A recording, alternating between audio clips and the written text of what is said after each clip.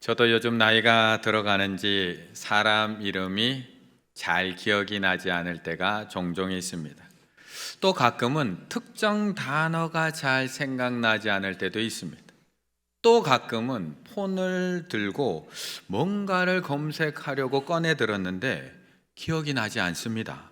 내가 뭘 검색하려고 했지? 때로는 냉장고 문을 열고 내가 뭘 꺼내려고 냉장고 문을 열었지? 나이가 들면 기억력도 같이 나이가 드는 것 같습니다. 그런데 이 말이 우리의 고정관념이라고 이야기합니다. 나이 들면 기억력이 흐릿해진다, 건망증이 심해진다 라는 말은 우리 스스로가 만들어낸 고정관념이라는 것입니다. 건망증은 사실 연령대를 막론하고 그냥 나타나는 일반적인 현상입니다. 저도 책에서 이 부분을 읽고 가만히 한번 생각해 봤습니다. 정말 건망증이 나이가 들고 나면 나타나는 현상일까? 그런데 우리 아들은 왜 매일 숙제를 놓고 가는 걸까? 그런데 왜 우리 딸은 매일 물통을 놓고 가는 걸까? 왜 실내 주머니를 놓고 가고 왜 핸드폰을 놓고 가서 꼭 가져다 줘야 되는 걸까? 그렇다면 젊은 청년들은 왜 우산을 놓고 가고 왜 가방을 놓고 가고 왜 카드를 꽂아 놓고 그냥 돌아가는 걸까? 그런데 젊었을 때는 그 건망증의 이유를 나이 때문이라고 생각하지 않을 뿐입니다. 실제로 나이가 들면서 사람들의 뇌 기능에는 엄청난 변화가 일어납니다. 뇌 유연성을 유지하고 새로운 신경 연결을 형성하는 능력인 신경가소성은 오랫동안 젊은 뇌의 특징처럼, 젊은 사람들이 가진 특징처럼 여겨졌지만 그게 아니라는 겁니다. 사실은 노화가 진행되는 내내 그것은 유지된다라는 연구 결과가 속속 나오고 있습니다. 그 말은 나이 들수록 뇌는 퇴화할 수밖에 없어가 아니라 그것은 흔한 고정관념이고 알고 보면 거짓말이라는 뜻이라는 겁니다. 우리의 생각과 다르게 도리어 나이가 들수록 좋아지는 기억력도 있다고 합니다. 특정 단어, 과의 색깔과 같은 일반 사실에 대한 의미 기억, 의미를 기억하는 의미 기억은 도리어 더 좋아진다고 합니다. 자전거 타는 법과 같은 일상 행동을 수행하는 절차 기억, 절차를 기억하는 이 절차 기억은 평생 동안 축적되기 때문에 나이가 들수록 더 좋아진다라고 합니다. 옆에 분과 인사 나누시겠습니다. 우리 아직 쌩쌩합니다. 우리 아직 쌩쌩합니다. 쌩쌩합니다. 그런데 그럼에도 불구하고 나이가 들어가며 하나 둘씩 늘어나는 게 있습니다. 바로 약입니다. 약. 식탁 위에 약봉지가 하나 둘씩 늘어납니다. 당뇨약, 혈압약, 심장약, 신경통, 갑상선, 골다공증. 65세 어르신 이상 어르신 중에 3개 이상의 약을 복용하는 퍼센테이지가 60.6%, 5개 이상 복용하는 약물 복용하시는 분이 38.9%. 저도 어르신들의 가정에 신방을 해보면 식탁 위에 약들이 이렇게 수북히 쌓여 있는 것을 보게 됩니다. 거기다가 그 옆에는 영양제가 쭉 줄지어 서 있습니다. 비타민, 미네랄, 칼슘, 오메가3, 유산균, 마그네슘, 아연, 루테인. 밥 안 먹고 저것만 먹어도 배부르겠다 싶을 정도로 잔뜩 쌓여 있습니다. 그걸 보면 가끔 이런 엉뚱한 생각이 듭니다. 저런 약들이 다 합쳐져서 딱 한 알만 먹으면 모든 병이 싹 치유되는 그런 약이 나오면 어떨까? 이 약, 저 약 수십 종 약 한 움큼씩 식사 때마다 먹는 게 아니라 한 알만 탁 먹고 나면 모든 질병이 다 해결되는 약이 나오면 얼마나 좋을까? 예전에 약상수들이 우리에게 외쳤던 것처럼 자, 한 번만 먹어봐, 한 번만 먹어. 한 번만 먹으면 단숨에 모든 것들이 다 해결되는 더 좋은 약이 나오면 얼마나 좋을까? 23절의 말씀 같이 읽겠습니다. 23절입니다. 그러므로 하늘에 있는 것들의 모형은 이런 것들로서 정결하게 할 필요가 있었으나 하늘에 있는 그것들은 이런 것들보다 더 좋은 제물로 할지니라. 아멘. 히브리서는 지난주에도 말씀드렸던 것처럼 신앙 때문에 삶의 고통 가운데 살아가고 있는 유대 그리스도인들에게 보내는 격려의 편지입니다. 유대인들의 핍박과 박해 속에서 신앙을 지켜나가야 했던 유대 그리스도인들, 먹고 살 길이 막막해져서 어떻게 살아야 될지 다시 유대교로 돌아가야 하는 건가 고민하며 믿음이 흔들리고 있는 유대 그리스도인들에게 보내는 믿음의 편지가 히브리서입니다. 그러다 보니까 이 히브리서를 읽다 보면 가장 많이 등장하는 단어 중에 하나가 뭐냐 하면 더 좋은, 더 나은 비교급의 단어입니다. 왜냐하면 지금 너희들이 돌아가려고 하는 그 과거의 유대교, 구약을 경전으로 삼고 율법을 철저히 지켜야지만 구원을 받을 수 있다고 하는 그 유대교로 돌아가려고 하는 그리스도인들에게 왜 천사가 아니라 예수 그리스도인지, 왜 구약에 나오는 모세가 아니라 예수 그리스도인지, 왜 구약에 나오는 제사장이 아니라 예수 그리스도인지를 계속해서 비교해주며 보여주는 말씀이 바로 히브리서입니다. 그러다 보니까 이 히브리서에는 계속해서 이 둘을 비교하는 단어가 이어지고 있습니다. 더 좋은, 더 나은. 히브리서 안에 무려 12구절, 13번이나 이 단어들이 반복이 됩니다. 우리 주님은 그 무엇보다도 더 좋은 분입니다. 우리 주님은 그 무엇보다도 더 나은 분입니다. 우리 주님은 그 누구보다도 더 완전한 분, 더 탁월한 분이십니다를 이야기해 주고 있는 겁니다. 그런데 이 예수님의 탁월함을, 더 나은 탁월함을 보여주는 가장 쉬운 방법, 그게 뭐라고요? 비교입니다. 비교. 그냥 이거 얘기하고 이거 얘기하면 잘 구분이 되지 않지만 두 개를 옆에 딱 세워놓고 비교해 보면 금방 알 수 있습니다. 누가 키가 큰지 누가 작은지 옆에 딱 세워놓으면 금방 알 수 있습니다. 과거의 모습과 현재의 모습 옆에 딱 세워놓고 보면 무엇이 더 좋은지, 무엇이 더 탁월한지 한눈에 알 수 있다는 겁니다. 마치 이런 사진하고 마찬가지입니다. 디카프리오의 어렸을 적 사진 그리고 현재 사진을 비교해 보면 누가 더 나은지, 언제가 더 나은지 금방 알 수 있습니다. 조지 크루니의 과거의 사진, 현재의 사진 딱 놓고 보면 어느 때가 더 탁월한지 한눈에 볼 수 있습니다. 브래드 피트, 브루스 윌리스, 실베스터 스텔론 다 마찬가지입니다. 그리고 이들과 어깨를 나란하게 하고 있는 또 한 명이 있습니다. 바로 이분. 이렇게 딱 비교해 놓고 보면 바로 알 수 있습니다. 과거, 현재 어느 것이 더 좋은지 금방 비교가 됩니다. 그래서 히브리서는 1장에서부터 한눈에 비교되도록 계속해서 보여주는 겁니다. 1장에서 천사보다 더 월등하신 예수 그리스도, 3장에서는 모세보다 더 월등하고 탁월하신 예수 그리스도, 5장에는 구약에 나오는 대제사장보다 훨씬 더 나았고 훨씬 더 탁월하신 예수 그리스도, 6장에서는 우리에게 더 좋은 일을 주시는 예수 그리스도, 더 어떤 사람보다 더 위대하신 예수 그리스도, 7장에서는 더 좋은 소망, 더 좋은 언약의 보장 되시는 예수 그리스도, 8장에서는 더 좋은 약속이 되시는 예수 그리스도, 그리고 오늘 본문 9장에서는 23절 더 좋은 제물로 할지니라. 구약의 제물보다 훨씬 더 좋은 예수 그리스도에 대해서 말씀하고 있는 겁니다. 구약의 모형들과 실제 하나님 나라의 모습들을 계속해서 비교해 보여주고 있습니다. 너희들이 돌아가려고 하는 과거, 구약 모형일 뿐이다. 흉내낸 것 뿐이다. 더 월등하시고 더 완전하시고 더 좋고 더 탁월하신 분 한 분밖에 없다. 바로 너희들이 지금 믿고 있는 예수 그리스도 뿐이다. 그러니 흔들리지 마라. 그러니 과거로 돌아가려고 하지 마라. 더 나은 예수 그리스도만을 붙들어라. 더 좋은 예수 그리스도만을 바라봐라. 더 탁월하신 예수 그리스도에게만 소망을 두라고 이야기하고 있는 겁니다. 그래서 예수 그리스도보다 더 좋은 제물은 없습니다. 구약은 제물들을 갖다 바쳐서 하나님 앞에 예배드렸습니다. 하지만 제사 때마다 25절 해마다 다른 것의 피로써, 해마다 제사 드릴 때마다 다른 것의 피로써, 매년 제사를 드릴 때마다 짐승을 잡아야 했습니다.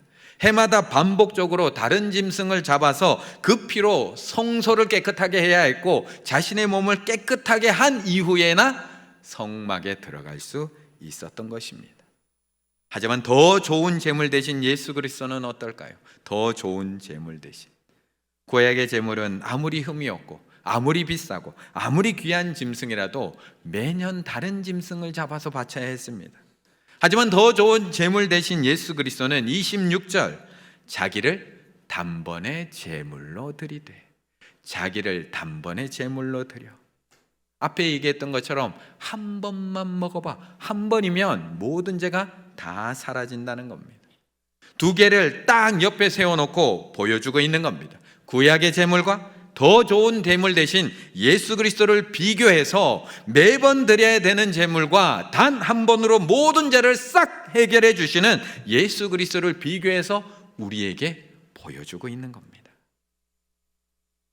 그런데 예수님은 왜 자신을 제물로 드려야만 했던 것일까?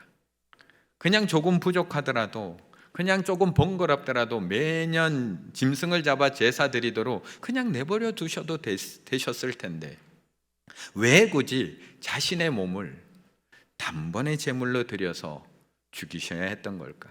28절의 말씀 같이 읽습니다. 28절입니다.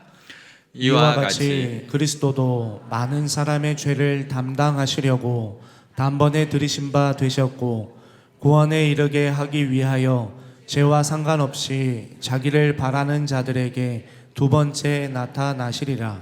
아멘. 예수님은 왜 굳이 이렇게까지 하신 것일까요? 왜 굳이 자신의 몸을 단번에 드렸으면서까지 우리를 위해서 피를 흘려주신 걸까요? 그렇지 않으면 우리의 죄가 완전히 사해지지 않기 때문에 그렇습니다. 그렇게 하시지 않으면 그 무엇보다도 우리의 죄를 단번에 담당하실 수 없기 때문에 그렇습니다. 그래서 오늘 본문이 시작하기 전부터 예수님이 죽을 수밖에 없는 이유를 설명합니다. 22절, 율법을 따라 거의 모든 물건이, 우리 몸뿐만 아니라 모든 물건이 피로써 정결하게 되나니 피 흘림이 없은즉 사함이 없느니라. 피 흘림이 없은즉 사함이 없습니다. 그래서 지금까지 수많은 짐승을 제물로 잡아서 그 피로 우리는 하나님 앞에 나아갈 수 있었습니다. 하지만 그 짐승의 피는 일시적일 뿐입니다. 한 번일 뿐입니다. 한 사람에게 해당될 뿐입니다. 그것으로는 모든 사람을 다 구원할 수 없습니다. 단번에 구원할 수 없습니다. 그래서 예수님은 단번에 구원할 수 있는 자신을 제물로 드릴 수밖에 없었던 겁니다. 그래서 24절부터 이제 우리를 위하여 26절 단번에 제물로 드려 죄를 없이 하시려고, 28절 이와 같이 그리스도도 많은 사람, 한 명 말고요, 많은 사람의 죄를 담당하시려고 단번에 드리신 바 되었고 구원에 이르게 하기 위하여 자신을 드렸다는 것입니다. 매년 드려야 하는 짐승의 피로 많은 죄를 담당할 수가 없습니다. 해마다 드려야 하는 피로서는 많은 사람의 죄를 단번에 해결할 수가 없습니다. 그래서 예수님은 우리를 위해서 자신을 제물로 드립니다. 단번에 나의 모든 죄를 다 사하기 위하여, 단번에 많은 사람들의 죄를 담당하시려고, 많은 사람, 폴론, 예수 그리스도를 구주로 믿는 많은 사람들 전부의 죄를 담당하시려고, 그가 어떤 죄를 지었든지, 그가 어떤 모습이든지 그를 구원에 이르게 하기 위하여 자신을 더 좋은 제물로 하나님 앞에 드릴 수밖에 없었던 겁니다. 그가 심지어 강도일지라도, 그가 심지어 예수님의 한편에 달린 강도일지라도, 그가 예수 그리스도를 구주로 믿기만 하면 누가복음 23장 42절 이르되 예수여 당신의 나라에 임하실 때에 나를 기억하소서 하니, 예수께서 이르시되 내가 진실로 내게 이르노니 오늘 내가 나와 함께 낙원에 있으리라 하시니라. 그 누구라도 구원에 이르게 하실 수 있는 더 좋은 제물, 단번에 많은 사람의 죄를 담당하실 수 있는 완벽한 제물. 그런데 오늘 본문을 보면 예수 그리스도의 그 보혈은 우리의 죄만 씻어주고 있는 것이 아니라고 이야기합니다. 많은 사람의 죄만 단번에 담당해 주신 것이 아닙니다.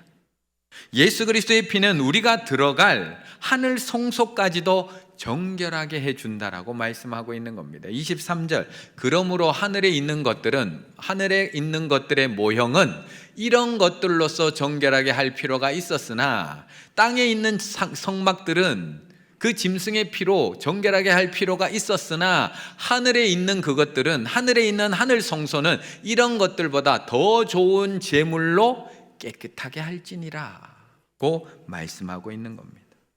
물론 하늘 장막은 이미 정결합니다. 하늘에 있는 장막 성소가 어떻게 더러울 수 있겠습니까? 깨끗하고 거룩합니다. 하늘에 있는 것들의 모형인 땅의 성소들처럼 굳이 정결하게 하실 필요 없습니다. 그런데 더 좋은 제물 대신 예수 그리스도의 피로 말미암아 그것까지도 깨끗하게 다 청소해 놓겠다고 말씀하고 있는 겁니다. 무엇 때문에요? 무엇 때문에? 더러운 우리들 때문에. 더러운 우리들 때문에. 더러운 우리가 하늘 성소에 들어갈 때 아무런 문제가 생기지 않도록 죄인인 우리들만 깨끗하게 하시는 것이 아니라 들어갈 장소까지 깨끗하게 해놓겠다고 말씀하고 있는 겁니다. 완벽하게 준비 다 해놓겠다. 내 피로 너희 죄만 다 씻어 놓는 게 아니라 너희가 들어갈 하늘 성소까지도 정결하게 완벽하게 다 준비해 놓겠다. 그렇다면 우리가 할 것은 무엇이 있을까요? 우리가 할 수 있는 게 뭐가 있을까요? 예수님이 우리를 위하여 스스로 희생 제물이 되셔서 그 피로 단번에 우리의 죄를 다 담당해 주셨습니다. 그리고 이제 우리가 들어갈 자리 하늘 성소까지도 그 피로 정결하게 완벽하게 다 청소해 놓으셨습니다. 그렇다면 우리가 할 일은 뭐가 남았나요? 뭐가? 27절의 말씀 같이 있습니다. 27절입니다. 한 번 죽는 것은 사람에게 정해진 것이요 그 후에는 심판이 있으리니. 아멘. 사실 우리가 할 일 없습니다. 예수님이 우리의 죄를 단번에 다 해결하시고 우리가 들어갈 하늘 성소까지도 다 청소해 놓으셨는데 우리가 할 일이 뭐가 있나요? 하나님이 완벽하게 다 갖춰놓고 부르시는데 누가복음 14장에 나오는 어떤 주인이 베푼 큰 잔치의 내용과 똑같습니다. 누가복음 14장 17절, 잔치할 시각에 그 청하였던 자들에게 종을 보내어 이르되 오소서 모든 것이 준비되었나이다. 오소서 모든 것이 준비되었나이다. 다 준비되었다는 겁니다. 잔치자리 다 준비해 놨다는 겁니다. 하늘 성소 다 준비해 놓았다는 겁니다. 예수 그리스도가 우리의 죄의 문제 다 정리해 놓았다는 겁니다. 예수 그리스도가 우리가 들어갈 잔치자리 하늘 성소 단번에 완벽하게 큰 잔치 다 준비해 놓고 기다리고 계신다는 겁니다. 그리고 우리를 초청하십니다. 우리가 할 일이라고는 그 초청에 응하기만 하면 됩니다. 잔치에 하늘 성소 들어가기 응하기만 하면 됩니다. 그런데 왜 이렇게 이유가 많은지 모르겠습니다. 왜 이렇게 이유가 많은지 모르겠습니다. 누가복음 14장에 그 초청을 받은 사람들 밭을 새로 사서 밭 상태를 보러 나가야 된다고 이야기합니다. 아니, 밭은 사기 전에 상태를 봐야 되는 건 아닌가요? 밭 다 샀는데 이제 가서 상태 본다고 합니다. 소 5겨리를 샀는데 제대로 일을 하는지 오늘 굳이 그 소들 시험해 보러 나간다고 합니다. 차 샀는데 굳이 오늘 시범 운전, 시행 운전 한번 해본다고 나간다고 합니다. 자기는 장가 들어서 결혼한 지 얼마 안 돼서 잔치자리에 못 들어가겠다고 거절합니다. 그냥 들어가기만 하면 되는데 주인이 잔치 완벽하게 다 준비해 놓았는데 예수님이 단번에 우리의 죄를 다 씻어주시고 하늘 성소까지도 다 정결하게 다 준비해 놓으셨는데 모두가 다른 일로 너무 바쁩니다. 세상 일에 너무 분주합니다. 말은 예수님이 다시 오신다고 말은 하고 있는데 땅 사러 다닌다고 다 바쁩니다. 말은 예수님이 우리를 위해서 하늘 쳐서 하늘 성소 다 준비해 놨다고 말은 하는데 오늘도 우리는 이 땅의 집값 때문에 울고 웃습니다. 말은 하나님이 우리를 위하여 천국 잔치 다 준비해 놓았다고 말은 하는데 이 땅에서 잔치가 더 즐겁습니다. 이 땅에서 영원히 살 것처럼 내 욕심대로 내 기분대로 살며 들어갈 준비 하나도 하지 않습니다. 우리들은 아닐까요? 우리들은 아닐까? 우리는 지금 준비가 다 되어 있을까요? 예수님이 더 좋은 제물이 되셔서 우리를 위하여 완벽하게 준비해 놓으셨다고 하는데 우리는 지금 하늘 성소 천국 잔치에 들어갈 준비가 되어 있을까요? 오늘도 바쁘시지 않나요? 오늘도 몸은 여기에 와 있지만 마음은 밭에 가 있지 않으신가요? 몸은 교회에 와 있는데 마음은 사놓은 소에 가 있지 않으신가요? 몸은 이 자리에 와 있는데 마음은 세상 잔치에 달려가고 있는 건 아닌가요? 굳이 잔치에, 하늘 잔치 안 들어가도 될 것 같지 않은가요? 주인의 초청 대수롭게 들리지 않으시는가요? 그런 우리들에게 히브리서 기자가 경고하고 있는 겁니다. 아니요, 기회를 우리에게 다시 주고 있는 겁니다. 27절, 한 번 죽는 것은 사람에게 정해진 것이요 그 후에는 심판이 있으리라. 그렇게 대수롭지 않게 살아가고 생각하며 살아가는 우리들에게 다시 경고하며 기회를 주고 있는 겁니다. 지금부터라도 들어갈 준비하라는 겁니다. 마치 잔치 준비를 완벽하게 다 해놓고 우리를 초대하고 있는 주인처럼 너희가 하늘 성소에 들어갈 준비, 더 좋은 제물 대신 예수 그리스도의 보혈로 완벽하게 다 준비해 놨으니까 너희는 마치 그날이 안 올 것처럼 마음대로 살지 말고 사람 죽는 거 한 번 정해져 있어. 그 다음에 심판이 있어. 지금부터라도 들어갈 준비해.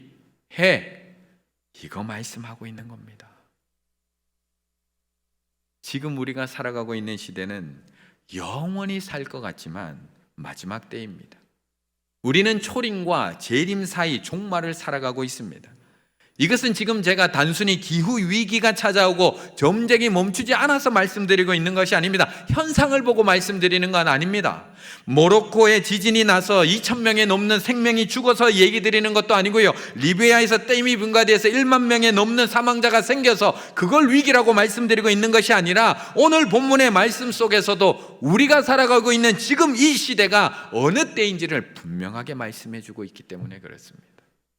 28절, 자기를 바라는 자들에게 몇 번째? 두 번째 나타나시리라. 몇 번째요? 두 번째 나타나시리라. 초림을 얘기하고 있는 게 아니라 재림을 얘기하고 있는 겁니다. 우리는 지금 초림과 재림 사이를 살아가고 있습니다. 이 초림과 재림 사이 다시 오시는 예수 그리스도를 기다리는 이 시간은 밭을 사고 소를 사고 장가를 가고 내가 하고 싶은 대로 사는 그런 시간이 아니라는 겁니다. 내 인생을 즐기며 나 하고 싶은 대로 살아도 되는 그 시간이 아니라는 겁니다. 한 번뿐인 인생, 하고 싶은 대로 좀 살고 싶은데 그렇게 살기에도 시간이 부족한데 그 시간이 아니라는 겁니다. 한 번 죽는 것은 사람에게 정해진 것이요 그 후에는 심판이 있으리라. 준비해야 할 시간이라는 것을 말씀하고 있는 겁니다. 예수님이 다 준비해 놓으신 하늘 성소에 들어갈 준비해야 하는 시간, 잔치자리 완벽해 놓고 우리를 초청하시는 그 예수님의 초청에 반응해야 될 시간, 그래서 오늘 본문을 통해서 우리를 초청하고 계시는 겁니다.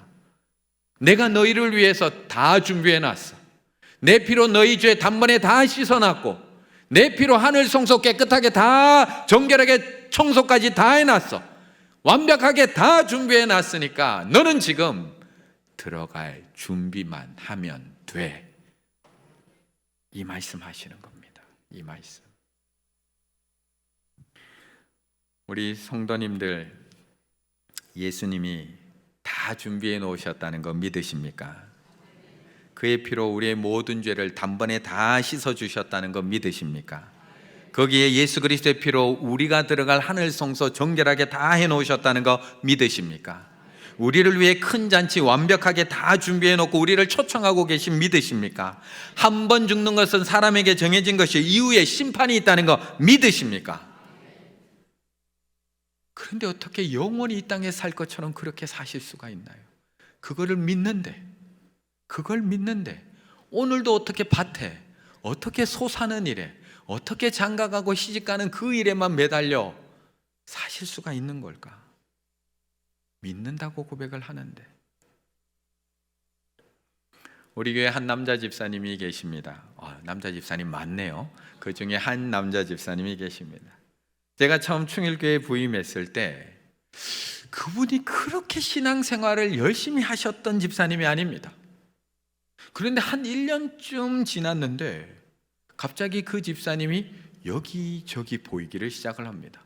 분명히 제가 처음 왔을 때는 좀 뺀질한 집사님이셨는데 나중에 또 알고 또 섭섭하게 생각하실지 모르지만 뺀질한 집사님인데 한 1년쯤 지났는데 주방에서 봉사하는 데도 보이고 식당 청소하는 데도 보이고 어느 날 가정예배 세미나 하는 데도 또 와서 앉아 계시고 어느 날은 구역 지도자 모임 하는 데 와서 똑하니 앉아 있더라고요.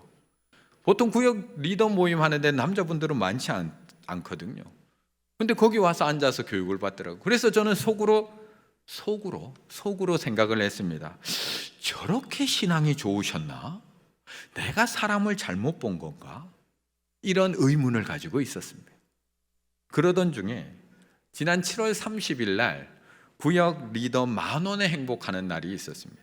구역에 있는 구역장 우리 권찰들과 함께 제천을 다녀오게 되었습니다. 그리고 같이 우리 구역장님들하고 식사하고 그 다음에 티타임을 가졌는데 때마침 그 집사님이 제 앞에 앉게 되었습니다. 같이 차를 마시게 되었습니다. 그랬더니 그 바뀐 1년, 그 삶이 바뀐 1년을 저한테 쭉 얘기해 주시는 겁니다. 2019년 4월 1일 자기가 날짜도 안 잃어버린다고 합니다. 2019년 4월 1일 만우절 날짜도 안 잊어버린다고 합니다. 본인이 병원에서 근무하는데 그 본인이 병원에서 근무하던 중에 컴퓨터 작업을 하다가 갑자기 몸에 이상함을 느끼게 됩니다. 병원이다 보니까 바로 응급실이 있어서 달려갑니다. 다행히 당일날 당직이 신경외과 선생님이었습니다. 그래서 지금 자신의 몸이 이렇게 이상하다라고 이야기 드렸더니 괜찮다고 대수롭지 않게 그냥 일반 처방을 해주더라는 겁니다. 일단 받고 돌아갔는데 아무래도 너무 이상해서 안 되겠다 싶어서 또 의사 선생님을 또 찾아갑니다. 그리고 CT 좀 찍어주세요. CT 좀 본인이 찍어달라고 요청을 합니다. 그렇게 해서 나온 진단 결과 지주막하출혈. 저도 뭔지 찾아봤습니다. 뇌표면 동맥이 손상되면서 발생하는 질환, 뇌졸중의 일종으로 시간이 지나면 뇌를 손상시킬 수 있는 병이었던 겁니다. 진단을 받고 급하게 중앙대학병원으로 이송을 하게 됩니다.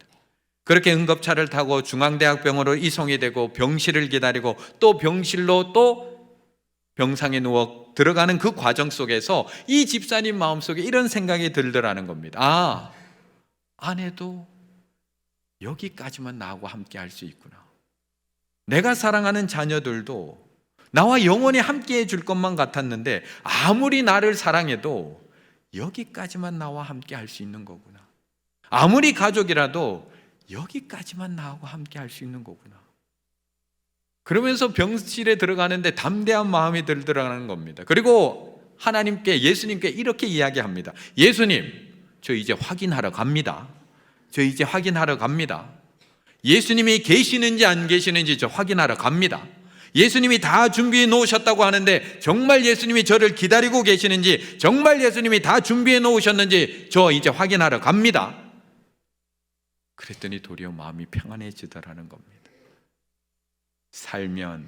살려주시면 하나님이 섬기겠고, 부르시면 확인하러 가겠습니다. 살려주셨을까요? 부르셨을까요? 불러가셨으면 저한테 이 말도 못하고 가셨을 겁니다. 저한테 이 말도. 이후에 이 집사님의 삶은 완전히 달라집니다. 한번 죽는 것은 사람에게 정해진 것이요, 그 이후에는 심판이 있으리라. 들어갈 준비를 하기 시작을 한 겁니다. 예수님이 다 준비해 놓으신 하늘 성소, 하나님이 다 준비해 놓으신 천국 잔치, 그때부터 준비하기를 시작하고 계시는 겁니다. 이것은 우리 보고 완전해지라는 의미가 아닙니다. 예수님이 이미 다 준비해 놓으셨습니다. 그 다 준비해 놓으신 완전한 곳을 바라보라는 겁니다. 그 준비해 놓으신 완전한 곳을 향해서 한 걸음 한 걸음 나아가라는 겁니다. 준비는 예수님이 다 해 놓으셨습니다. 우리의 죄도 그의 피로 단번에 다 씻어 주셨고요, 하늘 성도도 그의 피로 완전하게 다 성결하게 다 준비해 놓으셨습니다. 우리는 그 믿음의 주여 온전하게 하신 예수 그리스도를 바라보기만 하면 됩니다. 우리는 주님께서 두 번 오시는 그날을 바라보며 그날까지 깨어서 하늘 성소에 들어갈 준비만 하면 되는 겁니다. 그런데 나만 들어가실 건가요? 나만 들어가실 건가요? 그런데 정말 나만 예수님이 다 준비해 놓으신 하늘 성소, 천국 잔치, 나만 들어가실 건가요? 한 번 죽는 것은 나에게만 정한 일일까요? 나에게만. 나의 아버지, 나의 친구, 나의 어머니, 나의 이웃들. 한 번 죽는 것은 사람에게 정해진 것입니다. 사람에게. 그 외에는 모두에게 심판이 있는데 나만 들어갈 준비가 되어 있으면 되는 건가요? 그래서 우리는 또 초청할 수밖에 없습니다. 작년에 했던 그분 또 초청해야 됩니다. 지금 생각나시는 그분 또 초청해야 됩니다. 초청하시면 또 분명히 있습니다. 이유 있습니다. 누가복음 14장에 이야기하는 것처럼 밭 사러 가야 된다는 분도 있고, 소 10마리 산 거 확인하러 가야 된다는 분도 있고, 장가가고 시집가고 아들 챙겨야 되는 분들, 올해 또 다른 이유가 또 나올 겁니다. 그런데 중요한 것은 하나님의 초청은 한 번으로 끝나지 않는다는 겁니다. 누가복음 14장에 봐도 그 주인의 초청은 계속 이어집니다. 16절 많은 사람을 초청하였는데, 이미 초청했습니다. 그런데 안 오니까 17절 종을 보내어 또 초청합니다. 오소서, 모든 것이 완벽하게 다 준비되어 있습니다. 오시기만 하면 됩니다. 또 안 옵니다. 21절 맹인들과 저는 자들을 데려오라, 또 초청을 합니다. 안 오니까 23절 사람을 광견하여 데려다가 내 집을 채우라, 또 초청하고 있는 겁니다. 초청 한 번으로 끝나지 않습니다. 아직 안 오셨다고 실망하고 좌절하실 필요 없습니다.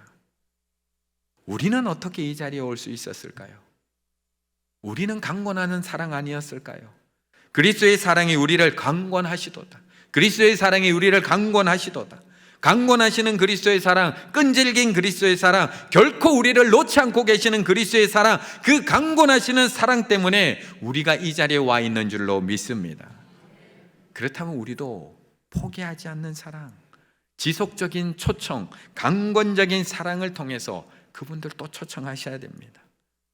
주님 이 땅에 다시 오시기 전에, 주님 이 땅에 두 번째 다시 오시기 전에 우리도 그들을 사랑으로 초청하고, 포기하지 않고 초청하고, 강권적으로 초청함으로 말미암아 하늘 성소, 함께 들어갈 하늘 성소, 예수님께서 다 준비해 놓으신 하늘 성소를 함께 들어가기를 준비해 가시는 우리 충혈의 가족들 다 되시기를 간절히 바라겠습니다.